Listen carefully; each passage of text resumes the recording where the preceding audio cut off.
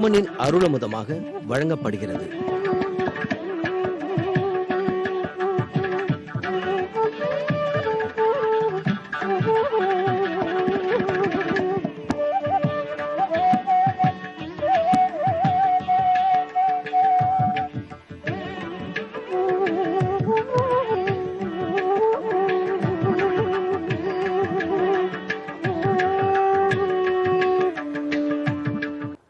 यत्र यत्र रघुनाथ कीर्तनम तत्र तत्र कृतम अस्तकांजलिम बाष्पवारि परिपूर्णलोचनम मारुतिम नमत राक्षसांतகம். எங்கெங்கெல்லாம் ஸ்ரீ ராமநாமம் சொல்லப்படுகிறதோ அங்கெல்லாம் கைகளை கூப்பிக் கொண்டு கண்களிலே ஆனந்த கண்ணீர் வழிய ஆஞ்சநேயர் தன் திரு உதடுகளிலே ராமநாமத்தை உச்சரித்து கொண்டே அமர்ந்திருப்பராம். எத்தனையோ திருக்கோயில்களில் அவள் தரிசனம் கொடுக்கிறார். வீராஞ்சநேயர், பாஞ்சநேயர், சீதாராம ஆஞ்சநேயர், அபய ஆஞ்சநேயர், வினய ஆஞ்சநேயர், யோக ஆஞ்சநேயர், சஞ்சீவி ஆஞ்சநேயர், இன்னும் எத்தனை திருநாமங்கள், எத்தனை திருக்கோலங்கள். இப்படி பலவிதங்களிலும் ஆஞ்சநேயரை சேவிக்கணுங்கிறதுக்காகத்தான் ஸ்ரீ மத்வாச்சாரியர் 700க்கும் மேற்பட்ட ஆஞ்சநேயர் கோயில்களை ஸ்தாபித்தார். அதிலே ஓர் திருக்கோயில் தற்போது நன்கு பராமரிக்கப்பட்டு வருகிறது. மத்வ சம்பிரதாயத்தின்படி ஆராதனம் செய்யப்பட்டு வருகிறது. சமீபத்தில் 100 ஆண்டுகளுக்கு முன்னால் தான் எழுப்பப்பட்ட திருக்கோவில். விழுப்புரத்தில் கச்சேரி தெருவில் இருக்கும் ஸ்ரீ ஆஞ்சநேய சுவாமி திருக்கோயில். இக்கோயிலின் மகாமண்டபத்தே சுற்றுப்புறத்தில் 10 அவதாரங்களையும் நாம் சேவித்துக் கொள்ளலாம். மீனோடு, ஆமை, கேழல், அரி, குரளாய், முன்னுமிராமனாய் தானாய், பின்னுமிராமனாய் தாமோதரனாய் கற்கியுமானான் என்று திருமங்கையாழ்வாருடைய பாடல். மத்ஸ்ய கூர்ம வராக வாமன என்று தொடங்குகிற 10 அவதாரங்கள். இப்படியெல்லாம் பெருமானுடைய அவதாரங்களை அனுபவிக்க அவருடைய திருவிளையாடல்கள், அவருடைய குணங்கள் ஆகியவற்றை நினைத்து பெரும் உவகை கொள்கிறோம். இந்த அவதாரங்களுக்கு தகுந்த பெருமையுடைய மகாலட்சுமி தேவி அவருடைய அஷ்டலக்ஷ்மி வடிவங்களையும் இதே மண்டபத்தில் தரிசித்துக் கொள்ளுகிறான். வீரியலக்ஷ்மி, விஜயலக்ஷ்மி, சந்தானலக்ஷ்மி, அதேபோல் கஜலக்ஷ்மி, மகாலட்சுமி என்று பல லக்ஷ்மிகள். ஓரொரு லக்ஷ்மியும் நமக்கு ஓரொரு நன்மையை நல்குகிறார்கள்.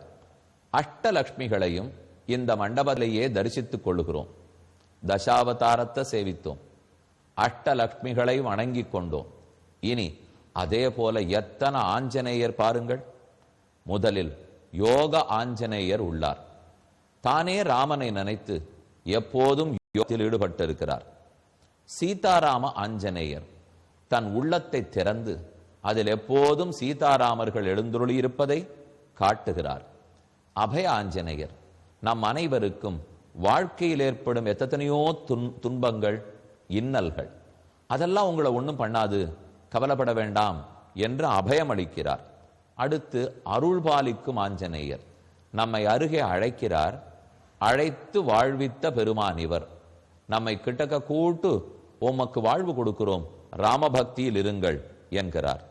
அடுத்து வணக்கத்தோடு இருக்கும் பக்த ஆஞ்சநேயர் தன் கைகளையே கூப்பிக் கொண்டு பணிவு மாறாமல் எத்தனைக்கெத்தனை சக்தியும் புத்தியும் காரிய சித்தியும் உண்டோ அத்தனைக்கத்தனை வினயம், அத்தனைக்கத்தனை அன்பும் பாசமும். அப்படி பக்த ஆஞ்சநேயர் இதோ ராவண சபையில் தன்னுடைய வாளை தானே சுழற்றி அதற்கு மேல் எழுந்தருள் இருந்து ராவணனுக்கே உபதேசம் செய்த திருக்கோலம். யோகாஞ்சநேயர், சீதாராமாஞ்சநேயர், அபயாஞ்சநேயர், அருள் கொடுக்கும் ஆஞ்சநேயர், பக்த ஆஞ்சநேயர், ராவண சபையில் ஆஞ்சநேயர், இப்படி பல ஆஞ்சநேயர்களையும் தரிசித்தோம். எத்தனை வடிவம், எத்தனை வடிவத்தில் லக்ஷ்மி, 10 வடிவங்களிலே திருமால், தசாவதாரம், இவையெல்லாம் ஒரே இடத்தில் ஒரு மகாமண்டபத்தில் தரிசித்துக் கொள்ளலாம். மேலும் உள்ளே சென்று கோதண்டராமரையும் ஆஞ்சநேய சுவாமியும் தரிசிக்க வேண்டும். அதை அடுத்த நாள் பார்ப்போம். தற்போது ராமனால் போற்றப்பட்ட ஆஞ்சநேயர். அவர் பேச பேச ராமனுக்கு ஒரே ஆச்சரியம், பெரும் மகிழ்ச்சி. இப்படியும் உத்தரால பேச முடியுமா? ராமனே பேச்சாளர்களில் சிறந்தவன். வால்மீகி அப்படிதான் கொண்டாடுறார். வாக்மி ஸ்ரீமான். பேச்சுவன்மை ராமனுக்கு தனி சிறப்பு. சொல்ல வேண்டியதை தான் முன்னால் சொல்வார். இன்னொருத்தர் பேசின்னு இருக்கட்டும்னு காத்துட்டு இருக்க மாட்டார். தான் சொல்லி முடித்த பிற்பாடு மற்றொருத்தருக்கு பேசுறதுக்கு வாய்ப்பளிப்பார். குறுக்க இடையூறு செய்ய மாட்டார். பேசும்போது பெறத்தியார் புண்படும்படி பேச மாட்டார். மென்மையாகத்தான் பேசுவார், உண்மையத்தான் பேசுவார், அதையும் ஏற்கத்தக்க வகையில் பேசுவார். யார் மனமும் புண்படும்படி பேச மாட்டார். இதெல்லாம் ராமனுக்கு இருக்கிற பெருமை. அப்படி கொத்த பெருமை படைத்த ராமனே என்னமா பேசுகிறார் என்று ஹனுமானை கொண்டாடுற அளவுக்கு ஆஞ்சநேயர் பேசுகிறார். கிஷ்கிந்தா காண்டத்தில் 3வது சர்க்கத்தில் உள்ளோம். வெளிப்படையா பார்த்தா பொதுவான கருத்து. ஆனா மேலும் உள்புகுந்து பார்த்தால் எந்தெந்த கேள்விக்கெல்லாம் அவருக்கு பதில் வேணுமோ அத்தனை மறைச்சு ஸ்லோகங்கள்ல வச்சுட்டார். நீங்க ரசிக்கிறத பார்த்தா அன்பானவர்கள்னு தெரியறது. கையில பிடிச்சிருக்கிற வில்லையும் வாளையும் பார்த்தா வீரர்கள்னு தெரியறது. மாந்தோல் மரவுரிய பார்த்தா இழந்த பிச்சைக்காரர்கள்னு தெரியறது. நீங்க அணிஞ்சிட்டு இருக்கிற வந்திருக்கிற தோரணையை பார்த்தால், நடக்கிற நடைய பார்த்தா க்ஷத்ரிய அரசர்கள்னு தெரியறது. நீங்க யாருன்னு புரியலையே. ஏன்னா இது எல்லாத்தினுடைய கலவையா? நீங்க ஆறுன்னு தெரிஞ்சுக்கணும்னு அனுமானுக்கு ஆசை. பிரபயா பர்வதேந்திரோசௌ யுவயோர் அவபாசதா ராஜ்யார்காவமர பிரக்யௌ கதம் தேசம் இஹாகதௌ. நீங்க அரசனை போல் இருக்கிறீர்கள், ஆனா இந்த காட்டுக்கு ஏன் வந்தீர்கள்? அரசர்கள் காடுகளுக்கு வரலாம், ஆனால் கூட யாரானு 10 வில்லாளிகள் இல்லாமல் வரமாட்டார்கள். நீங்களே தனித்து வந்திருக்கிறீர்கள். அரசனா அல்லது காட்டில் திரிபவர்களா? அந்யோன்ய சதுருஷௌ வீரௌ தேவலோகாதிஹாகதௌ. உங்களை பார்த்தால் தேவலோகத்திலிருந்து இறங்கி வந்த இரட்டை வீரர்களைப் போல உள்ளதே. சிம்ஹஸ்கந்தௌ மகோத்சாஹௌ சமதாவிவ கோவருஷௌ. மதம் பிடித்த 2 காளமாடுகள், 2 பக்கம் காளமாடு திமில்ல இருக்கிற திமிரோட வந்தா எப்படி இருக்கும்? அதை போல திமிர்த்து இருவரும் இருக்கிறீர்கள்.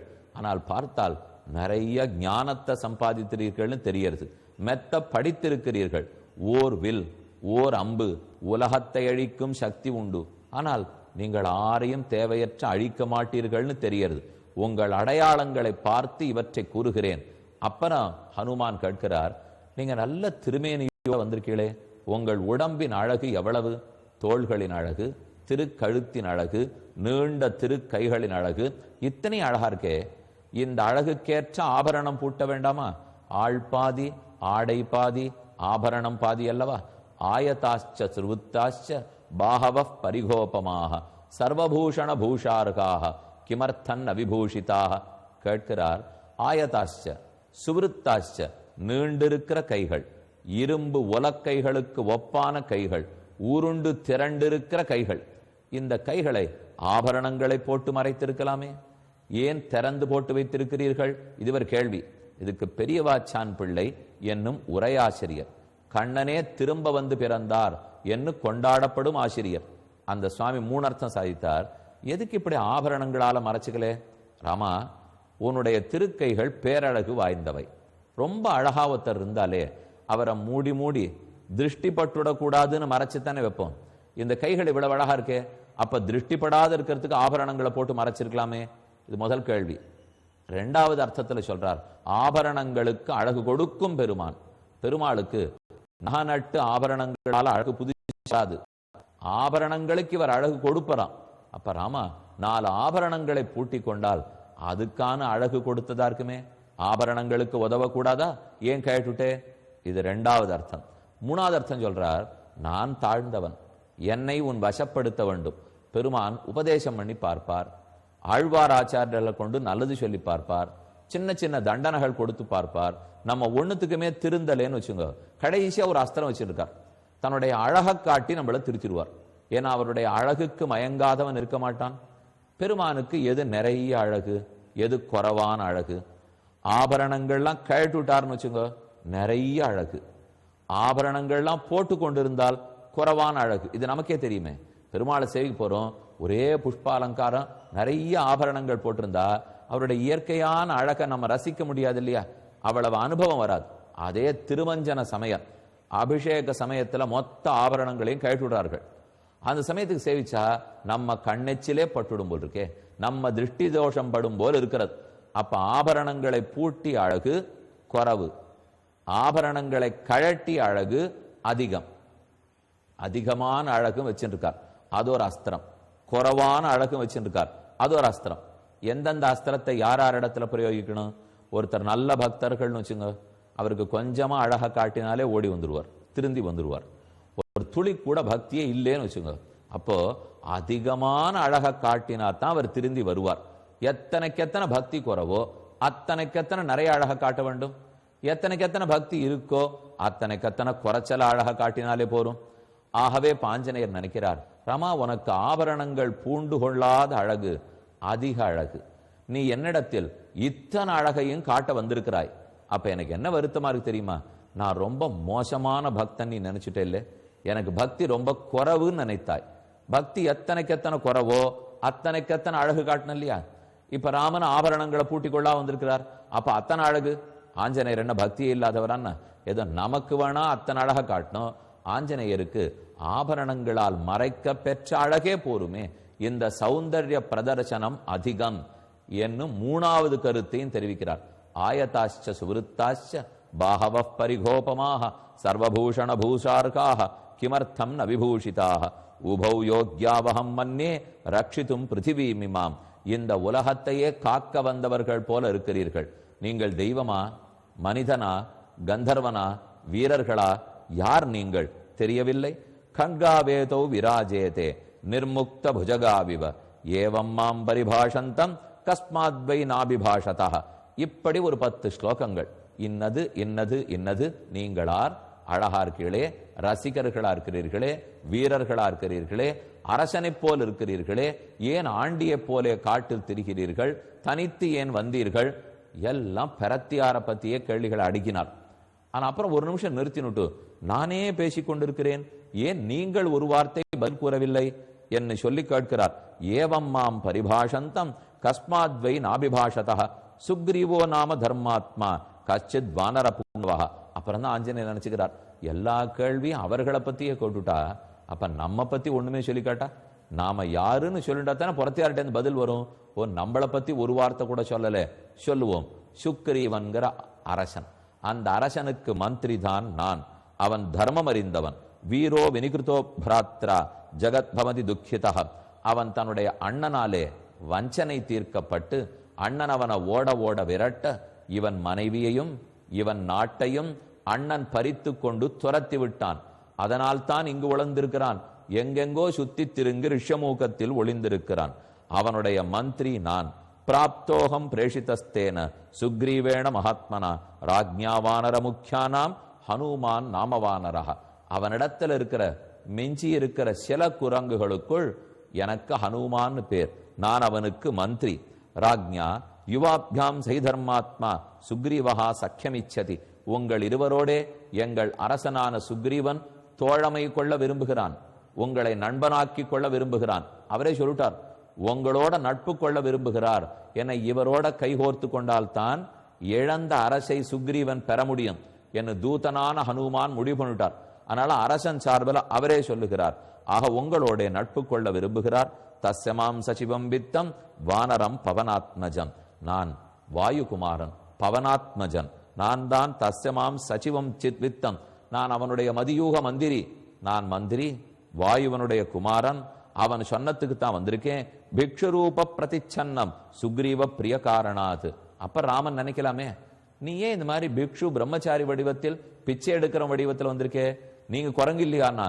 லே சுக்ரீவனுக்கு ஒண்ணு வந்துடக்கூடாதுங்கிறதுக்காக என் வேஷத்தை மாத்தின்னு வந்தேன். சொல்லிடுறேன், உண்மையை ஒத்துக்கிறேன், நான் வேணும்னு வேஷத்தை மாத்தி கொண்டு வந்தேன்.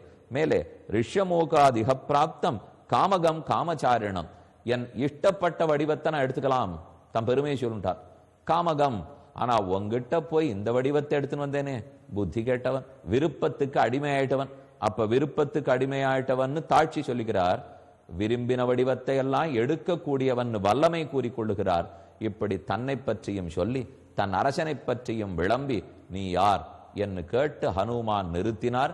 இனி ராமன் பேச போகிறார். கொண்டாட்டமும் உண்டு, மேலே பதிலும் உண்டு, கேட்போம்.